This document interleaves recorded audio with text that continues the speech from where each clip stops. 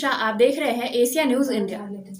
अफगानिस्तान पे जिस तरह से तालिबान ने काबुल पे हमला करके वहां पूरी तरह से कब्जा कर लिया है, उसके बाद कई तरह की खबरें वहां से सामने आ रही है। वही कई बार वहां पे हमला किए गए अमेरिका के द्वारा भी, और वहां के सैनिक भी वहां के सारे हथियार को और सारे सैन्य जितने भी हथियार थे उसे डिसेबल करके वहां से चले गए थे।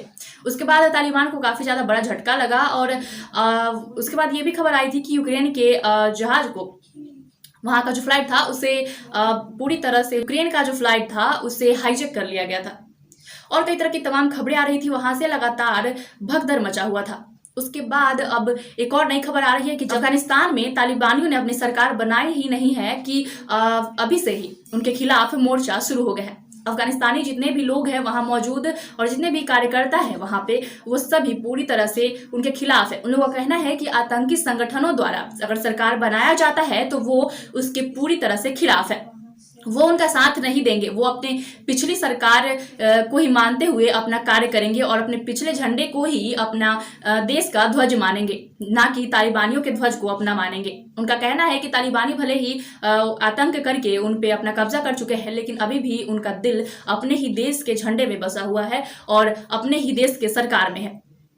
उनका कहना है कि अभी भी विदेश मंत्रालय के द्वारा यह आदेश जारी किया गया है कि अभी भी वो लोग अपने पिछले सरकार के ही कार्य, अपने पिछले सरकार के द्वारा ही जितने भी कार्य करवाए जाएंगे उनके द्वारा कार्य किए जाएंगे, ना कि तालिबानियों के अंदर में रह के कार्य किए जाएंगे। आइए जानते हैं कि पूरा मामला क्या है और क्यों इस तरीके से तालिबानियों के विरोध में ये लोग खड़े हो रहे हैं। हालांकि तालिबानी आतंकी संगठन है तो विरोध में खड़ा होना जायज है, लेकिन जिस तरीके से उन्होंने अपना आतंक फैलाया है और डर फैला रखा है, फिर भी एक हिम्मत करके और इस तरीके से काम करना किस तरीके से उन लोगों के लिए संभव हो पा रहा है।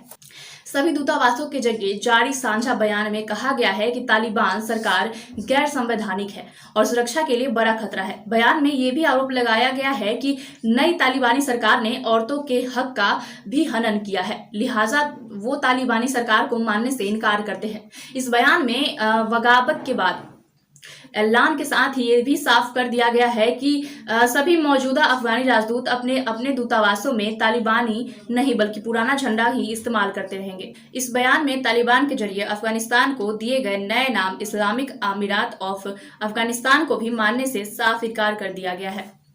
बता दें कि सूत्रों के मुताबिक पिछली अफगान सरकार के सभी राजदूत हामिद करजई और डॉक्टर अब्दुल्ला के लगातार संपर्क में थे, लिहाजा आज इस बगावत से साफ है कि भले ही करजई और डॉक्टर अब्दुल्ला ने औपचारिक तौर पर तालिबान की नई सरकार का विरोध नहीं किया हो, लेकिन अब बिल्कुल साफ है कि वो इससे नाखुश है और ये विद्रोह संभवतः उन्हीं के इशारे पर हुआ। तो देखा आपने किस तरह से अफगानिस्तान पे तालिबानियों ने अपना कब्जा कर लिया है, यहाँ तक कि अपना सरकार भी बना लिया, लेकिन फिर भी वहां मौजूद अफगानिस्तानी जितने भी लोग हैं वो लोग इसका अभी भी विरोध कर रहे हैं। उन लोगों का कहना है कि वो अभी भी अपने पिछले सरकार को ही मानकर अपना कार्य करेंगे। तब तक के लिए देखते रहे एशिया न्यूज़ इंडिया रांची।